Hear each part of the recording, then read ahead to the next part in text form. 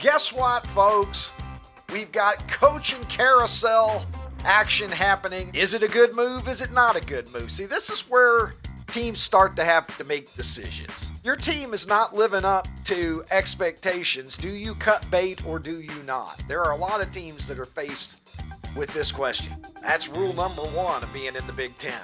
Everybody knows that. This is the possible parallel to James Franklin. And sometimes you might want to hit the pause button on firing a coach. He's not the only coach who got fired over the weekend. We will begin in Happy Valley, or should I say Unhappy Valley, Pennsylvania, where James Franklin has been unceremoniously relieved of his duties after 11 and a half seasons as the head football coach of the Penn State Nittany Lions. Disappointing season, to say the least. P.A. Jarrett is all upset about it. He sent me a text earlier explaining his feelings that was longer than Leo Tolstoy's War and Peace. Quite frankly, he's working it out. He says that he's going to be fine. But 3-3 with what P.A. Jarrett says is the most talented roster that Penn State's had in the James Franklin era is not acceptable. And now he's gone. You can't go losing to Northwestern now. That's rule number one of being in the Big Ten. Everybody knows that. Let's put a postscript on the James Franklin era at Penn State. 104 wins. Not bad. 45 losses. 5 times his team's finished in the AP top 10 at the end of the year. 6 10-win seasons. Fiesta Bowl championship in 2017, Cotton Bowl win in 2019, Rose Bowl win in 2022, and a Fiesta Bowl victory in 2024. And guess what? It ain't good enough. You fired, as somebody used to say. Is it a good move? Is it not a good move? See, this is where teams start to have to make decisions. We are now, 6 games roughly into the season for both college and pro right now. And if your team is not living up to expectations, do you cut bait or do you not? There are a lot of teams that are faced with this question right now. James Franklin, well, sometimes familiarity breeds contempt. I'm not going to say that Penn State has made a mistake in firing James Franklin. But I am going to say that sometimes you might want to hit the pause button on firing a coach who has overall a quality history. And James Franklin has a quality history. The teams have been good enough that he raised the expectations to a point that he couldn't meet them. So partly his doom was written out by his successes, because he got Penn State close and close and close and could not get over the hump. And finally, with the struggles of this season, things going backwards, out of time. James Franklin will land somewhere else, and he will very likely be successful there. He's not the only coach who got fired over the weekend. Brian Callahan, Tennessee Titans, out. And unlike James Franklin, Brian Callahan doesn't have any accomplishments really to point to in Nashville. 4-19 and gone. Hard to argue with that. But some of us thought that Brian Callahan should have never been hired in the first place. Not because we thought Brian Callahan was going to be a fabulously unsuccessful coach, which he has been, but because they had a pretty fucking good coach that they fired in order to hire Brian Callahan. Do you remember that? He happens to be back in the NFL right now and doing a pretty good job in his new home. I speak, of course, of Mike Vrabel, former 2021 NFL Coach of the Year. A guy who went 54-45 with the Titans. 54-45 sounds pretty good, don't it? This is the possible parallel to James Franklin. You had a coach who, by any measure, was successful in Tennessee, but not quite successful enough. See, that's what happens. Sometimes you get to a level, and if you can't get to the next level, it gets held against you, even though you may have had the team at a level that the next guy won't even be able to get to. Remember Andy Reid? He didn't get fired, but Andy Reid was not renewed by Jeffrey Lurie after 2012. And he's gone on to do pretty well. Remember when Andy Reid was the guy who couldn't get over the hump? NFC championship game guy, made it to one Super Bowl with the Eagles, but the whole thing was Andy Reid can't win the big one. Andy Reid can't get you to the promised land. Now the Eagles, in fairness, have done quite well for themselves in the post-Andy Reid era. They've hoisted 2 Lombardis with 2 different coaches in that time. So I'm not here to bury the Eagles for doing that, but Andy Reid obviously went on to Kansas City, and he's achieved even more than the Eagles have achieved in the time that he's been gone. But he was a victim of being a very, very good coach who could not shake the perception that he wasn't a great coach. And now, by any measure, we know that he's one of the greatest head coaches in the history of the National Football League. Now, can James Franklin land somewhere else and go on and win a natty? Or dare I say a couple of natties? And make Penn State look back upon this and think, oh man, maybe we cut bait on him too soon. I'm sure that's going to be James Franklin's ambition, and we'll find out if he can do it. But the Mike Vrabel situation, the tweet that I had up there, that was a bad decision at the time that it happened. I thought, I first guessed that one. I know that we can all come back and we can say after the fact. I tweeted this in January of 2024. I don't know what the problem is in Tennessee, but it wasn't Mike Vrabel. We'd sure as hell take him in Chicago, but our front office is even stupider. I'm going to amend that. Ryan Poles is not my favorite GM of all time, but I think the Bears are ahead of the Titans in front office intelligence. The Titans have set the bar very, very fucking low. And I don't know, if I was an aspiring NFL coach, I would be maybe concerned about going there because that's a dysfunctional fucking organization. This episode of the Ricky Cobb Show is brought to you by Prize Picks. You and I make decisions every day, but on Prize Picks, being right can get you paid. So don't miss out on any of the excitement this season on Prize Picks, where it's good to be right. I like to be right, and I like to be rewarded for being right. So if you're like me, Prize Picks is the destination for you. I recommend the max discounts. Join the millions of others who are having fun on Prize Picks. Join today.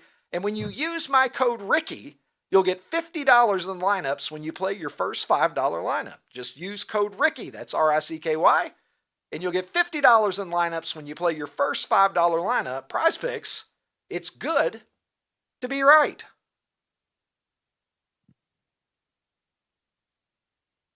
Things haven't been going right in Miami at all this year. The Dolphins have slipped to 1-5 now after a loss to the Chargers. Justin Herbert and the Chargers coming back, winning that game late. The Dolphins put up a spirited fight, but guess what? Close only counts in horseshoes and hand grenades, as they say.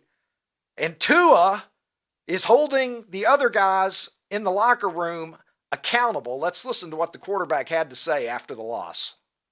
Yeah, well, I think it starts with the leadership in helping articulate that for the guys, and then what we're expecting out of the guys, right? We're expecting this. Are we getting that? Are we not getting that? We have guys showing up to player-only meetings late, guys not showing up to player-only meetings. Like, there's a lot that goes into that. Do we have to make this mandatory? Do we not have to make this mandatory?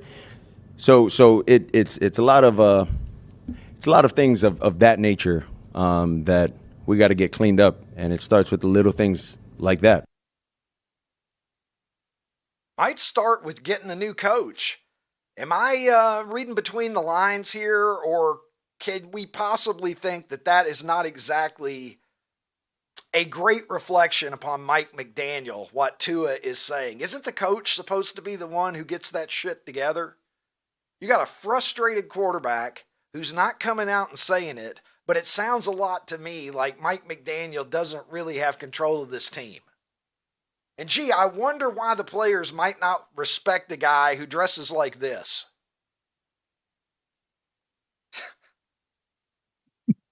Or, Ronnie T-shirts, a guy who dresses like that and stands like that. Dude, He looks like a 7th grader who's afraid to approach a girl at a dance. I was just going to say it's an apprehensive stance. It's an apprehensive stance. He's wearing capri pants. Look how he's standing. That looks like an 11-year-old. Yeah. Like if you told me that was like a fucking 11-year-old, I would absolutely believe it. This guy's the head coach of an NFL team. Now look, I know looks can be deceiving. And if the Dolphins were 5-1, nobody would give a shit whether he was wearing capri pants. He could have his balls hanging out if they're 5-1. The league is about winning at the end of the day. But Big Cat from Barstool saying, I'm telling you, when you're losing, you have to wear normal pants. You can't be 1-5 in those pants. It's a tone setter. And by the way, Aaron Glenn also likes the short pants. Have you seen him? The Jets are 0-6. I'm wearing a Jets jersey today. I'm wearing the Namath just to remind Jets fans that at one time they had something to cheer for. It's been a long fucking time. 0-6, the only team left in the NFL that is winless. And Justin Fields, I don't know. They should have just left his ass in Europe, as far as I'm concerned. Don't bring him home. Nine completions, 9 sacks, 45 yards passing, negative 10 yards net passing. Is that not good? It's being described by some, Ron, as one of the worst performances at the quarterback position in NFL history. Because guess what? Those are the kind of frustrating numbers that you might see Bob Avellini or somebody like that put up in 1977. Back when guys like Mel Blount could accost receivers all the way down the field. Before the passing rules were loosened, and then loosened some more. And then it became, if you breathe on the quarterback, that's a problem. We are playing in literally the easiest era to pass in that there's ever been, and Justin Fields is making it look like it's the Super 70s. And that ain't good. Imagine how bad all right. Sometimes I talk about my passing yardage inflation calculator, which doesn't exist except for in my mind. But I'm trying to figure out what 45 yards passing would look like if you punch it in and set it to the 70s. Just that you took a shit on the field and then had to be carted off with a torn rectum. Is that what it would be? I can't fathom how fucking bad Justin Fields' performance would have been if you put it in the 1970s when statistics were hard to come by even for the best of the best. And go look sometime if you've forgotten. Go look at Staubach. Go look at Bradshaw. Terry Bradshaw had 2 more touchdown passes than interceptions in his career. And he won 4 Super Bowls, and he is rightfully considered one of the best to ever do it. It was a different game back then. But this is where we're at. I remember when the Dolphins had a coach who looked like this. Look at capri pants there. And then let's juxtapose it with Don Shula. I miss the days when you could coach an NFL team to an undefeated season while looking like a dad who's concerned about the current status of whatever he's grilling in the backyard at the barbecue. Don Shula looks like Mike McDaniel's disappointed father. He looks like the father that is looking at his son in capri pants and thinking, what the hell is wrong with that boy? I didn't raise this boy to be like this. What kind of ideas does he have in his head? We could exhume Don Shula, bring him back to Miami, and it would be an upgrade for the Miami Dolphins at this point. It's a season of contentiousness in the NFL right now. We got coaches that are being fired. We got coaches that are on the hot seat. And we got teams fighting with each other. The Kansas City Chiefs and the Detroit Lions. Brian Branch, safety for the Detroit Lions. Many of you, I'm sure, have already seen. He refused a handshake after the game from Patrick Mahomes and then struck Kansas City Chiefs wide receiver Juju Smith-Schuster, knocking him down Schuster got up, came after him. We had a little bit of a scuffle after the game. And there's Dan Campbell jumping in. Dan Campbell, the PE teacher that we all wished that we had. Can you imagine if Dan Campbell had been your PE teacher when you were in high school? You would have fucking loved this guy. We all would have. Mentor, leader of men, and a guy who is not afraid to mince words about the deeds of his own players when he feels that they need to be called out for it. Let's listen to the coach. Start with this. I love Brian Branch, but what he did is inexcusable, and it's not going to be accepted here. It's not what we do. It's not what we're about. I apologize to Coach Reed and the Chiefs and and Schuster. That's not okay. That's not what we do here, and it's not going to be okay. He knows it. Our team knows it, and so that's not what we do. Dan Campbell is a man. He's a stand-up guy. And again, he didn't say that Brian Branch is an idiot. He said that, he loves Brian Branch, but that behavior is unacceptable. That's how you handle it. It's how you're supposed to deal with it with your kids. If your kids do something idiotic, you don't say, hey, you're an idiot, son. You say, son, I love you, but what you did was idiotic and we got to fix it. Dan Campbell, I like him more and more every time I see him. Of all the coaches in the NFL, he's the one that I most would want to play for. And let me bring into the program now at this point a man who, I don't know, 3-time Emmy Award winner. It's my pleasure to welcome to the program the international streaming star who joins me from Nashville, Tennessee. He is Ronnie T-Shirts. Ronnie, you should put the Emmys behind you. I should. In fact. Got a couple Golden Globes, but you're not. Yeah, a lot of people don't even know about the hardware, Ron. Nope. I like to keep it low key. I like to keep it low key. So, what do you think about James Franklin? You are the biggest college football fan that I know among my close friends by far. You follow it closely. James Franklin is a guy who obviously has been on the national stage for over a decade now with Penn State. What's your verdict on their decision to cut bait on him in the middle of the season? So 2 weeks ago, 16 days ago, they were, whatever it was, they were up on Oregon in overtime, ended up losing the game. Then they lost to UCLA, then they lost to Northwestern, and now he's fired. I get why people are upset.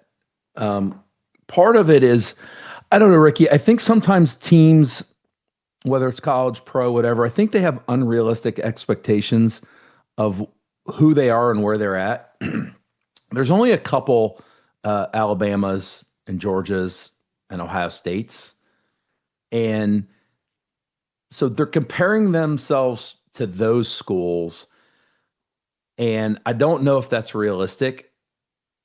And then you throw in Indiana, an upstart like Indiana, and it's got to make them crazy to think, oh my God, Indiana was a doormat for so long, and now Indiana is better than they are.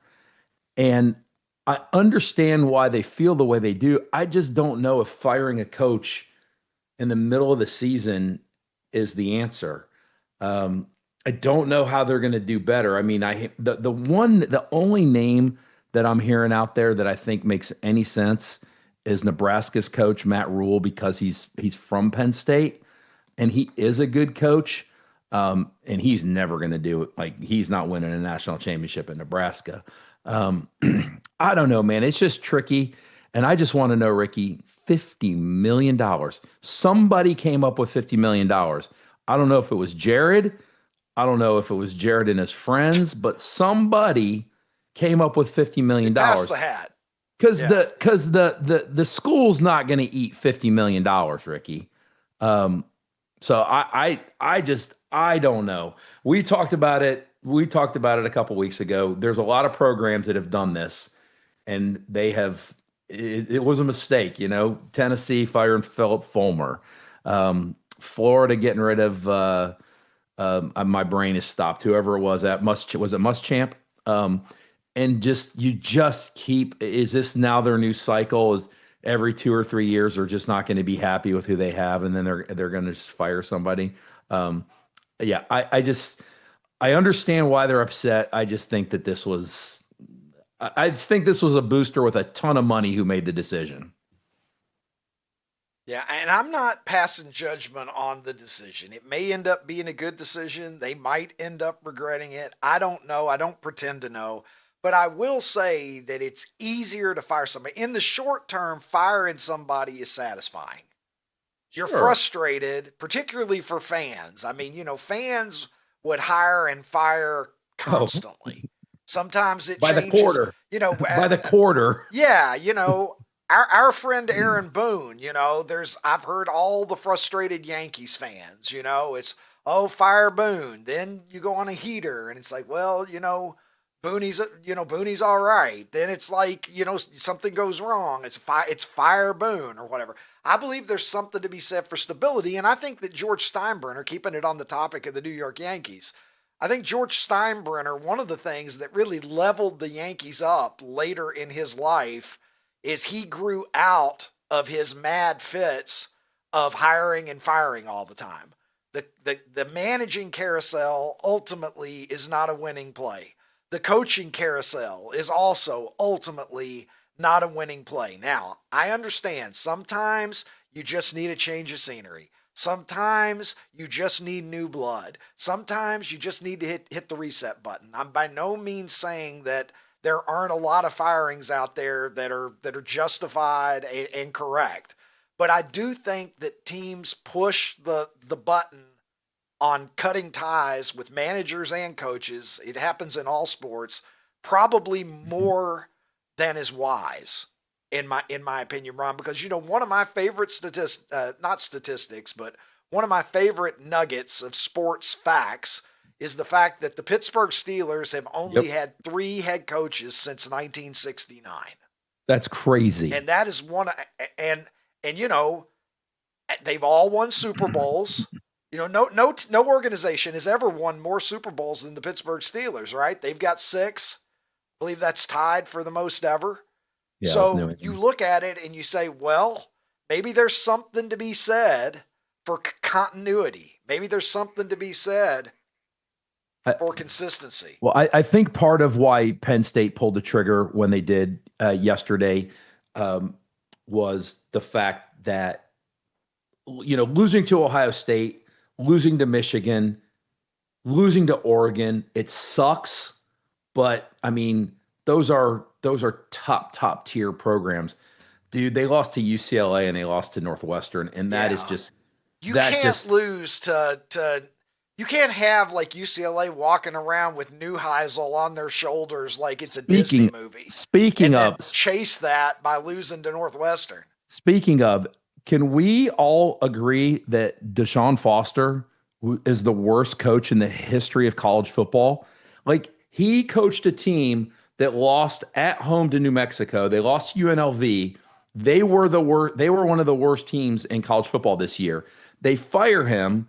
They bring in some other guy. I can't remember his name. And they got Neuheisel as the offensive coordinator. And they beat Penn State, and they put an ass whipping on Michigan State this weekend, who's not great, but still, like, how bad a coach must have that guy have been to have a turnaround like that instantly? So I don't know. Maybe feel good about it. Ronnie, take a look here. I've got some suggestions for possible replacements for James Franklin here. Bonnie Franklin is so good that you pulled a Bonnie Franklin. Tweeted this out over the weekend. My power rankings of Franklins. If they want to stay within the Franklin family, the surname Franklin, here are some suggestions. Benjamin Franklin, Aretha Franklin, the black kid from Peanuts, Franklin, Bonnie One Day at a Time Franklin, and the irresponsible cartoon turtle who makes bad decisions all the time. I feel like any of those 5 would be an upgrade on James Franklin at this point. I don't know who P.A. Jared would prefer. Somebody said 3 of these people are dead. And my reaction was, I said what I said. And 2 of them aren't real. That's right. All upgrades at this point. How long did it, how many Franklins did you have to go through in your mind? Like, were any Franklins discarded and this is what you came up with? Like, just give me real quick the process. Franklin Delano Roosevelt was discarded because it's not funny. It's just, you go with what's funny. Franklin Roosevelt wouldn't have, for some reason, this list just made sense. Resonate. Yeah. Comedy, sometimes it's hard to explain, you just feel it when you're doing it. And this was the list that I decided that I liked. Ronnie, James Franklin got fired. How about this, Ron? Here's a little throwback to the old days. How about getting your chest set on fire? Do you remember this stuff? This is what moms would throw on. You had a little congestion. Yeah.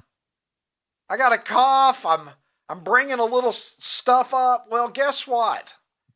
Let me just kindle a small fire in your pectoral region. See what that does for you. I could use some of that right now. I've probably hit the mute button 6 times already since the show started. Oh, you got a bug? Do you there, Ronnie? Oh, I've had a 2-week cold. It just will not go away. Well, you look great in all the photos on social media. I never would have thought. Very svelte under the statue there in Champaign, of Dick Butkus. Of Dick Butkus. How cool was that? Yeah, you and Dick Butkus, you were looking very, very svelte indeed. Hey, I got a question for you, Ron. During the Major League Baseball regular season now, dating back to COVID, they've got what, is informally known as the ghost runner that starts on second base in the 10th inning. And it has significantly shortened games. You don't see a lot of games dragging, past the 11th, 12th inning. It happens occasionally. It doesn't happen that often. But in the postseason, they go old school style. Once you get to the playoffs, it's like we're going to play real baseball again. And on Friday night, the Mariners advanced in the American League Divisional Series. They're now up a game 1-0 on the Blue Jays. They beat the Blue Jays in Toronto last night, 3-1. The big dumper hitting his 62nd home run overall of the season up there. But Ronnie, 15 innings they went on Friday with the Detroit Tigers to earn the right to be in the American League Championship Series. Where do you stand? I know that you were probably hanging on every pitch, up late, just living and dying with it. I know what kind of a baseball fan you are, Ron. Yep. But how do you feel about the truncated extra innings that Major League Baseball has had this decade, and then the fact that in the playoffs they say, okay, we're going old school now, no ghost runners, we're going to keep playing baseball? I'm trying to think this thing through on the fly real quick, Ricky. I'm just trying to think about other sports and like, what if they changed a rule in the playoffs for other sports? I think my instant reaction is I don't like it. Like I don't think I like it because we've gotten to where we're at, which is all these playoff teams by doing it this way, and now we're going to change the rules because I don't know, because maybe had we been doing it, no ghost runner, maybe the playoff teams would be different because of how things played out during the regular season. I think we should. Well, that's right. I think we should keep things. I think we should keep things the way they are in the regular season. That's my off the top of my head. Yankees were the 4th seed in the American League, and they were tied for the best record in the league with the Blue Jays. Easily one game could have flipped the American League East, and the Yankees might have been the number 1 seed. Could you imagine? I feel like balloons should drop down from the ceiling. We've been doing this for over a year, and you just dropped an incredibly salient baseball take. What part of your butt did you pull that out of? That was outstanding, Ron. I'm proud of you. Listen, Could you imagine being a Mariners fan, like at a bar or at the game? The game was in Seattle, correct? Or incorrect? Ron, don't ask me questions Oh, during I the just show. thought How you many knew. times have we talked I about thought you knew. this? You asked me questions. I don't know answers to. I can't Anyway. remember every fucking thing off the top of my head. Regardless. How many dumps have you taken this week, Ron? How many times have you shit this week? 4. How many times have you gone? 4. Well, it's Monday, Ron, so you need to go to the doctor. Your Can you cough imagine is how the much? least of your problems. Could you imagine how much fun it would have been to be a Mariners fan in a bar surrounded with other Mariners fans? Is this that shared electricity of winning? Yes. In the 15th. The game was in Seattle, though, Ron. It was in Seattle. My buddy Brent's mom was there. I think. Oh yeah. She's in her.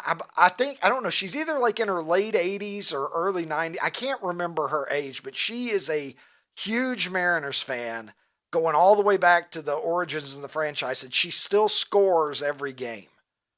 Brent has sent me some pictures of her. I'm going to try to get a picture of Brent's mom on the show later this week because I'm pulling for the Mariners, if for no other reason than this woman has been a diehard Seattle fan. That immediately has become my favorite team. Yeah, so I am now all Mariners. Yeah. I want to see her happy. Yeah, she's the best. He sends me pictures of her, and she still goes to the games, still keeps her scorebook. So it's good stuff. And she was certainly thrilled with the result there. I'm sure she was thrilled with the results last night as well. And Ron, I don't know if we're going to be thrilled with the results that we're about to see, but there's only one way to find out because it's time for America's Poll of the Day. And let's go to it now at Super 70s North on X, where the eagle flies high. Flies higher than UCLA threw Coach Neuheisel in the air after they beat Penn State. Sorry, Jared. Here are the options that we have on this Monday, Ronnie, and I don't know. I have a feeling. I just have a feeling. Much like Paul McCartney had a feeling back in the Beatles era, and much like the Black Eyed Peas had a feeling, this is going to be close. See what you think, Ron. We've got Cherry Coke, the NBA on NBC theme, which is, I believe, called Round Ball Rock. Of course, written and performed by former Entertainment Tonight co-host John Tesh. Then we have Jason Bateman, one of my girlfriend's very favorites. And finally, a staple of going to school back in my day, the Trapper Keeper. Break it down, Ronnie T-shirts, as only you can. Okay, so on your first one, I'm just going to go ahead and take that as generic cherry cola. It can be anything. So, it could be, zero version. It could be the Pepsi version. It can be whatever. But I got to tell you, I think cherry makes cola infinitely better. Infinitely better, Ricky. Like, love cherry cola. Love it, love it, love it. NBA on NBC, I mean, that just kind of brings back memories of when I liked the NBA. And so it's almost a sad song to me, right? Like wow, I used to like this. Maybe if you slow it down. Now I'm imagining like if you slow it down to like half speed, would it be poignant?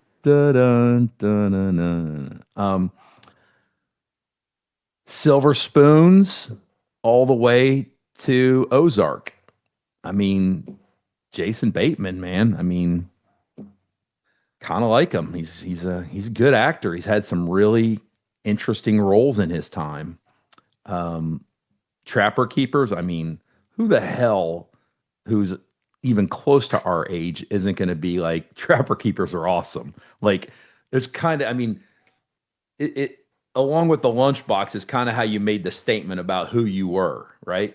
Like, this is me. Like, I'm letting you know who I am. Part of your identity. Yeah, it's your identity. I'm like letting you know.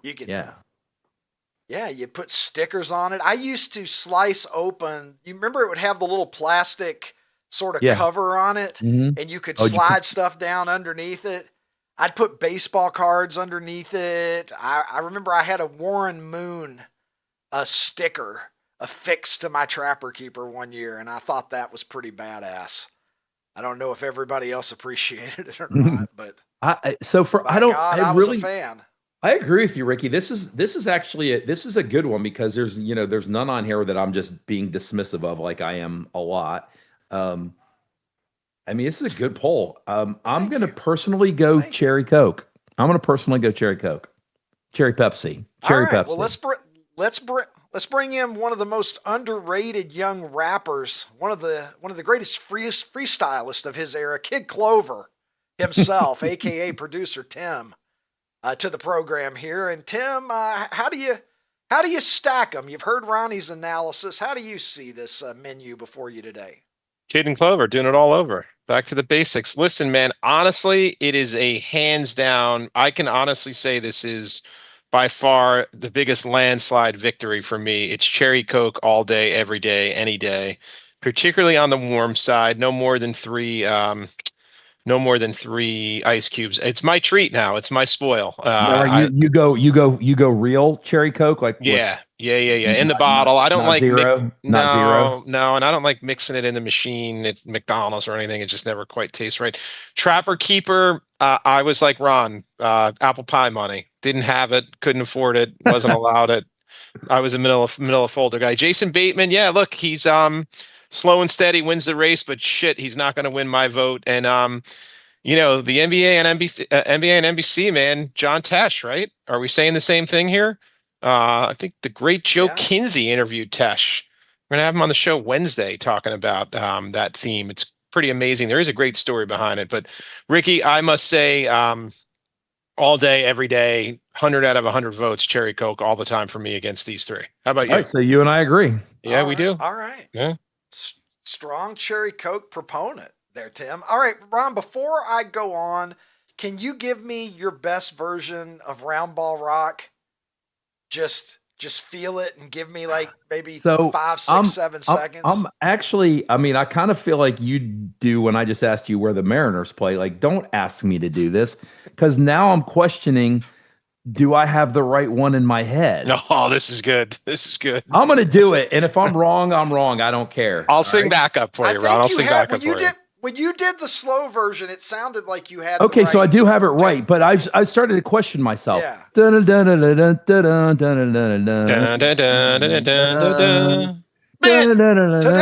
NBC, Hakeem Olajuwon and the Houston Rockets face off with Reggie Miller and the Indiana Pacers. Okay, I had it. Okay, I'm excited now.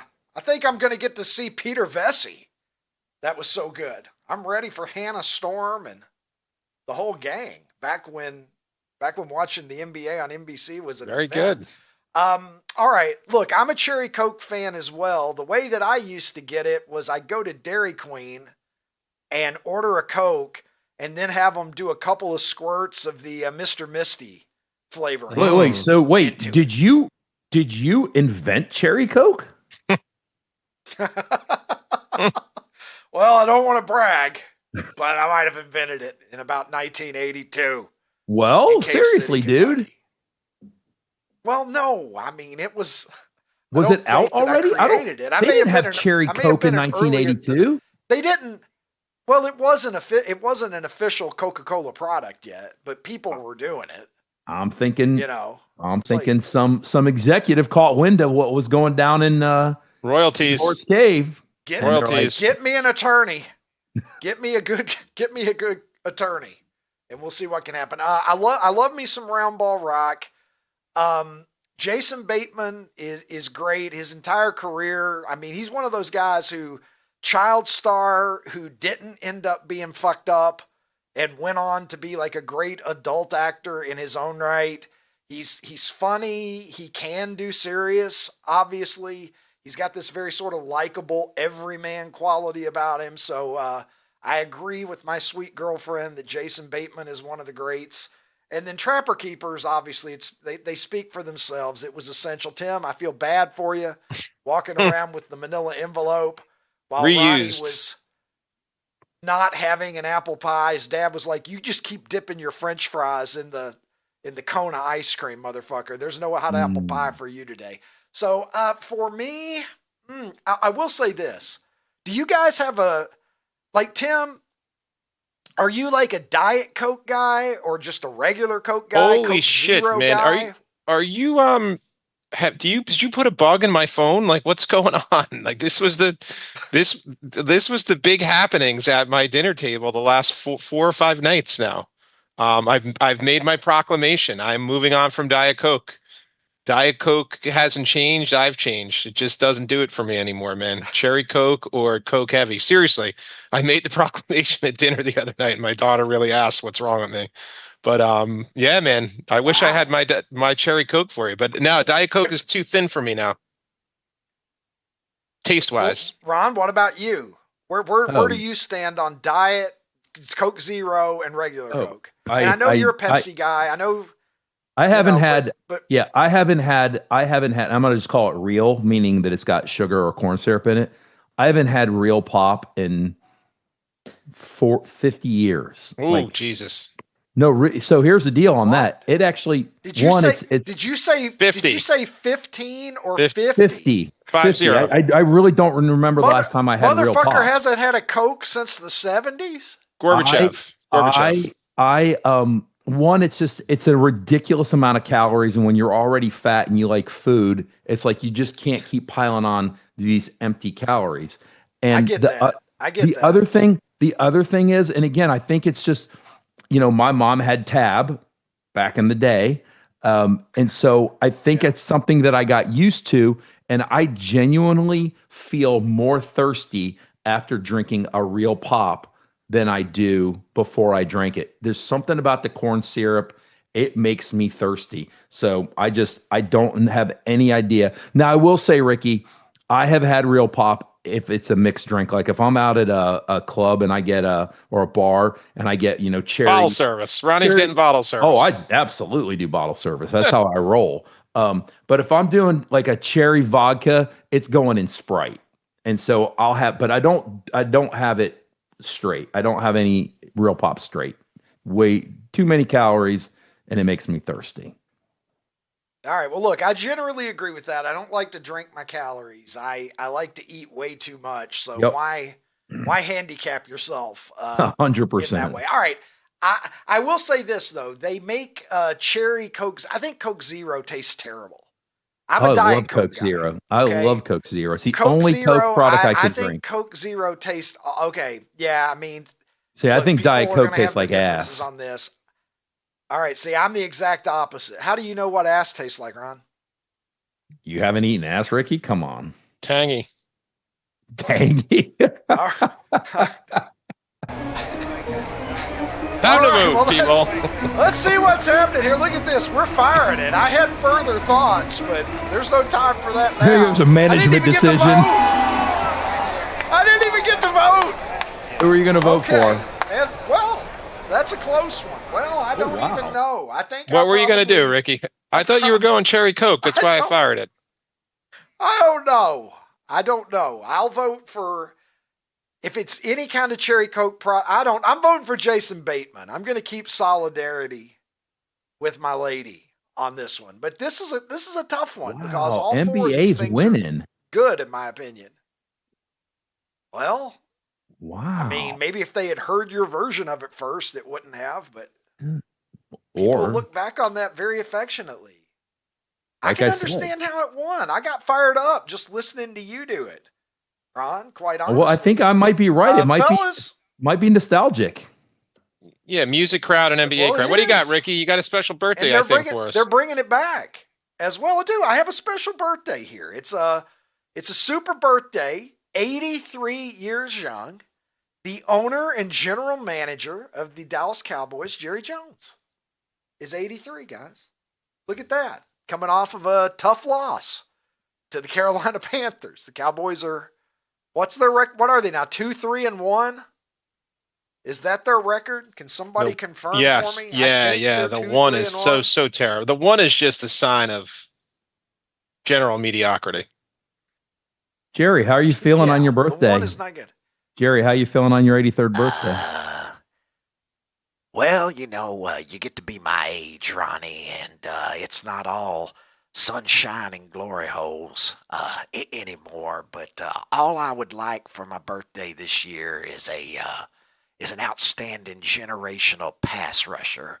If anybody knows where I could get one of those, that would be my happy birthday gift that I would most like to receive. Dallas Cowboys. Dallas Cowboys organization. All right. With that said, let's go to a break now, shall we? I think we've done some fine fucking work here, gentlemen, and we should catch a breather right now. But when we come back, you better believe that we've still got some good stuff ahead for you. And yes, in fact, I will be asking Ronnie the question that I love to ask him around this time of the day. Don't you go anywhere. Stick around. It's all going to happen right here, right after this on The Ricky Cobb Show. Football's finally back. So's the hard-hitting gridiron action on Prize Picks. Download Prize Picks and use code OUTKICK and get $50 instantly in lineups when you play $5. Must be present in certain states. Visit prizepicks.com for restrictions and details. It's Hot Mike with Hunter Withrow at SEC Media Days here in Atlanta. Diego Pavia is our guest, and we're making Chad feel great because we're standing on this elevated platform. That's right. Do you feel, you feel like you're 6 feet tall now? Maybe 6'1", Plus the shoes, maybe 6'2". I think 6'2". Okay, we're getting the there. hair, 6'2". We're getting there. You are definitely best dressed here. Show the liner inside your jacket. I can see what you've got here. This is legit, man. Go ahead and shout out where you got this. Gary Veach, man, our equipment manager, hooked me up. Really, he hooked up the whole team. And so we got our engraved names right there. The whole team has them. The whole team has this jacket. Yeah, the whole team has this jacket. Legit. Yep, different colors, though. You could say you gifted your offensive line this if you wanted to. Yeah, but I'm not a portal. liar. No, I'm just kidding. What's it like suing the NCAA? I really don't know how to answer that. I mean, it worked out in my favor. I'm super blessed for it, for sure. We'll never do that, Right. So you're in a world of change, and you win. You're back because you won. I mean, you get to live out your dream another year, right? Yeah, that is true. Well, I want to finish something that I started, and I want to win a national championship at Vanderbilt. It does feel like you're sort of the poster boy of what the transfer portal can do for someone, right? With extra eligibility, you had the JUCO years also, but you're an overnight sensation at Vanderbilt. You were a great player at New Mexico State also, but how cool is that now that you get to extend that journey, being the guy that everybody looks to and says, oh, that's why the transfer portal is there.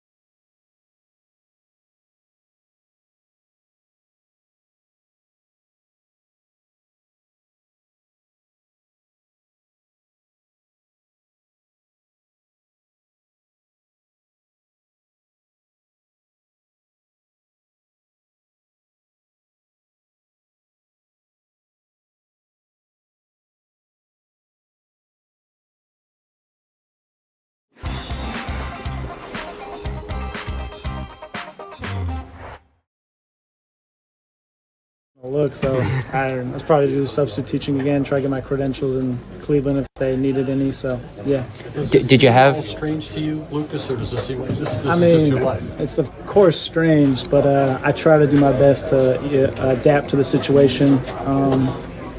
Yeah, I've had a lot of workouts in the NFL. Had a red eye last year to Buffalo. Ended up getting signed, so don't know. I'm a little fried mentally, I guess. I don't know, but it's just I treat it as this is just your job and be prepared as best as possible and just be ready for sudden change, I guess. So you're. Well, a good story there. That is Lucas Havrasik, who was looking into being a substitute teacher when he was called into emergency duty to become the kicker for the Green Bay Packers and responded with 5 field goals on Sunday. Ronnie, not bad work. You think that you could get called into short duty and make a field goal in the NFL if you had to? Oh my gosh, no. Absolutely not. Have you tried to kick a football? Dude, if you don't know how to kick that thing correctly, it just off to the side. I have tried to kick a football. Ugh, a time terrible. or two. Hey, listen, Dude. when I was down in Dallas years ago, my ex-wife and I, we went to a Rangers game and then we walked over to Jerry World from the, Globe Life Field or whatever. It's the previous one to the one they have now. And it looks like it's right there. It's like Vegas. You know how when you're in Vegas, like going from one casino to the next, you're just like, let's just go down to Caesar's Palace. Yeah. And then like 17 years later, you're on your hands and knees like Bugs Bunny going through the desert in a Looney Tunes cartoon. Well, 100%. that was my experience going to Jerry World. Walked to the wrong side, went to the other side. And anyway, we did an unguided tour. Okay. So I don't know how they do it now. So you snuck in? 10 years ago. So you just snuck in? No, they would you pay for your ticket and then they would just be like, okay, have fun. And like, as long as you didn't do anything crazy. I thought it was just like a euphemism, like an unguided tour. No, no, I tried to take that kind of unguided tour of the Astrodome the same year, but I couldn't get in. I tried 2 different times to break into the Astrodome. Well, not break in, but see if a door was open. I was just going to go through an open door. And I told my ex-wife, I said, look, if they get me for trespassing, they get me for trespassing. I'm going in, but the doors were locked. But anyway, this was all on the up and up, Brian. Got to go into the locker room and all of that stuff. But they said, you can go on the field. And the woman was like, if you buy a football, you can go out there, you can throw a football around. So I bought a Dallas Cowboys football in the gift shop, and then we went out onto the field.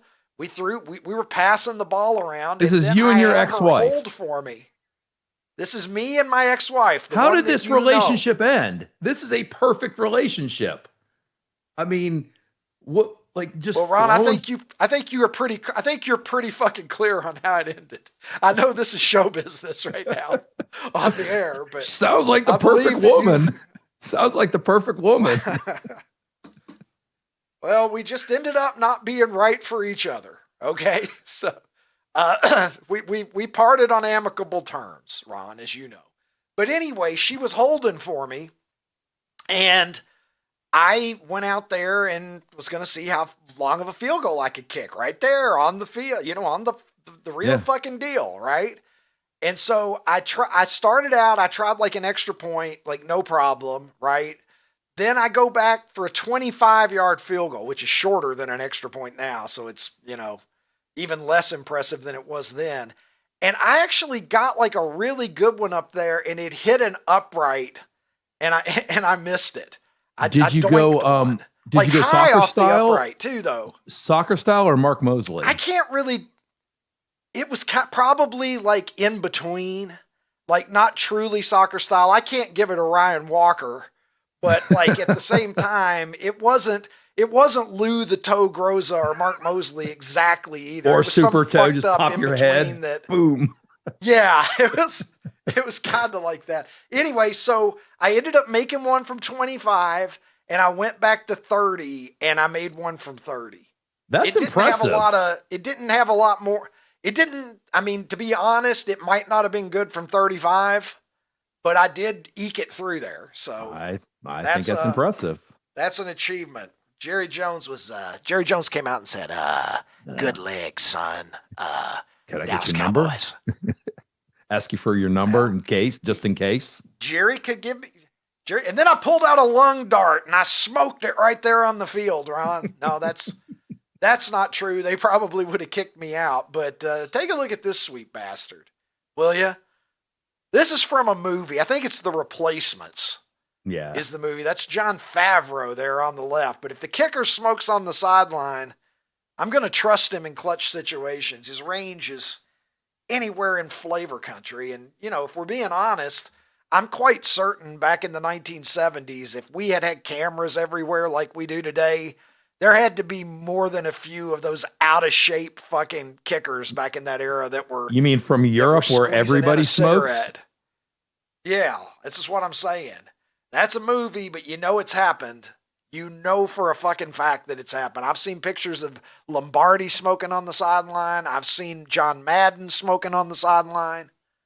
I'm quite certain that Garo Your Premium wasn't above pulling out a dart once in a while. Unfiltered, too. Ronnie, oh, yeah, that's the only way back in those days. So, Ronnie, we've reached the magical moment in the show where the only thing left for me to do is look at you quizzically, turn my head slightly, and say, "What the fuck, Ron?"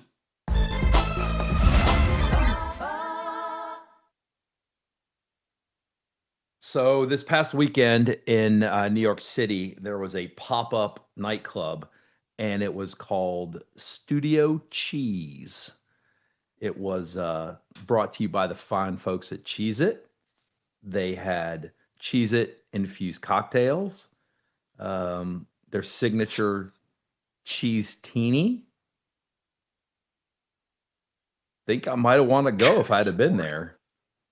I feel like Listen, I might have. I normally don't see the what the fucks, or if I do catch a glimpse of a what the fuck, because it's important. I always want my reaction. I want the reaction on the show to be my real reaction. Yeah. But I caught a glimpse of Cheez-Its, and as you may or may not know, my 17-year-old is addicted to Cheez-Its. We have a Cheez-Its pool floaty that I bought her. Okay. So, anything Cheez-Its. So I saw that, and I had to copy the link, and I texted send it to her earlier. Yeah. Let me see.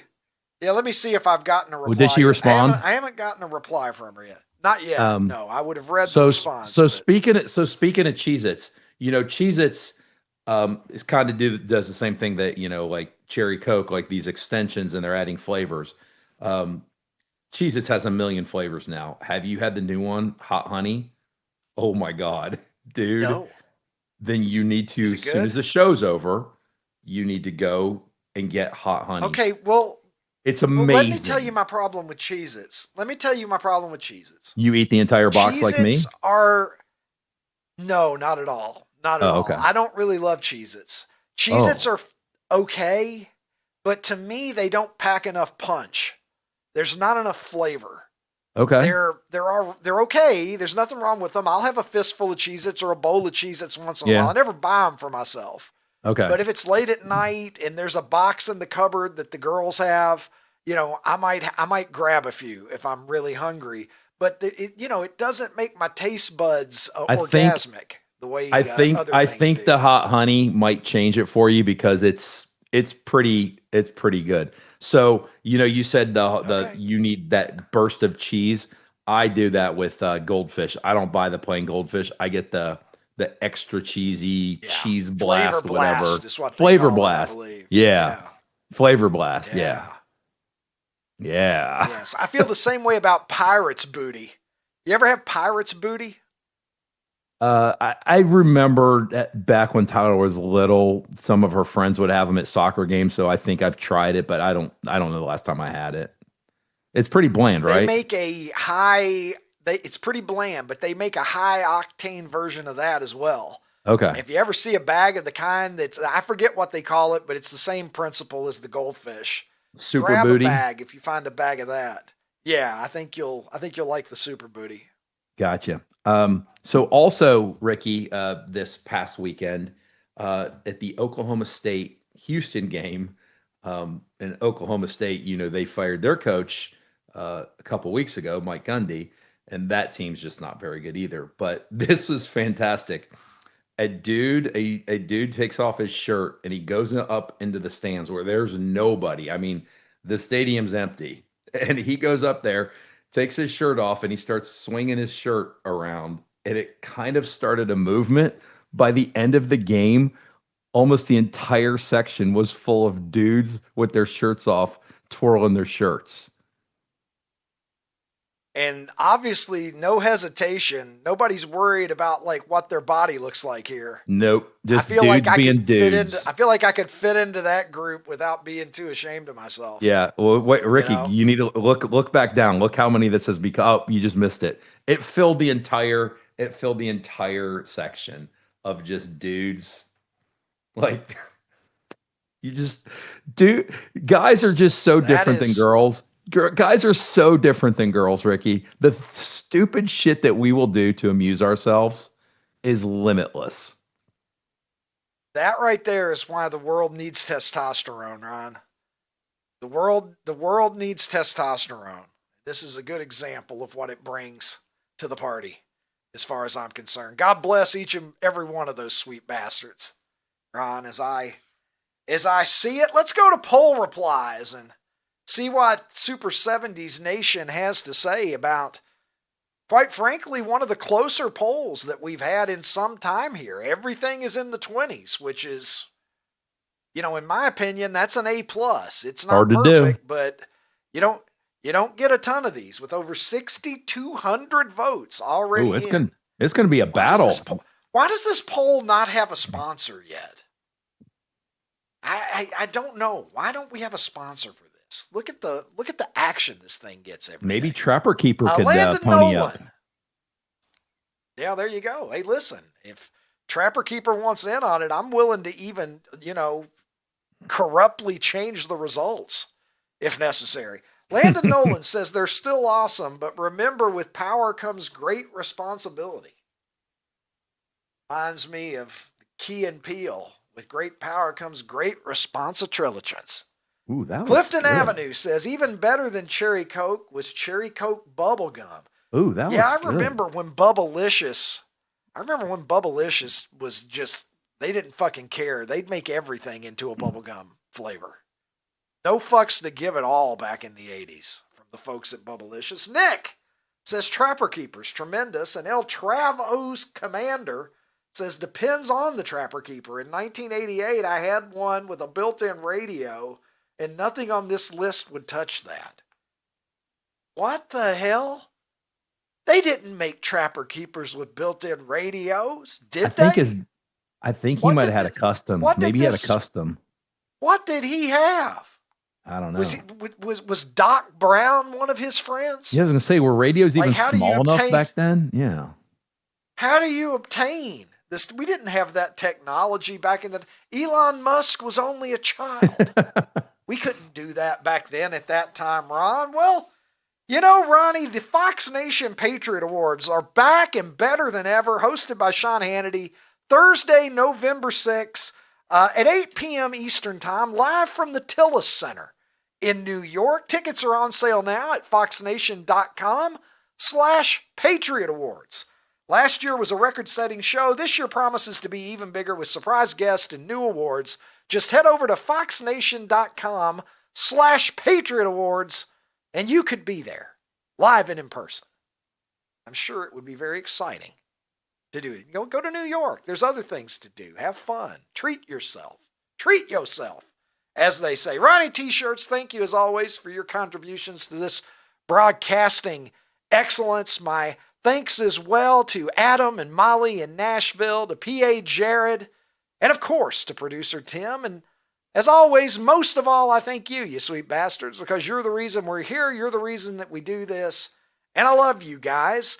Let's make a deal right now, shall we, that you'll join us again tomorrow when I'm going to tee it high, bring the club back nice and slow, and let it fly with another episode of The Ricky Cobb Show.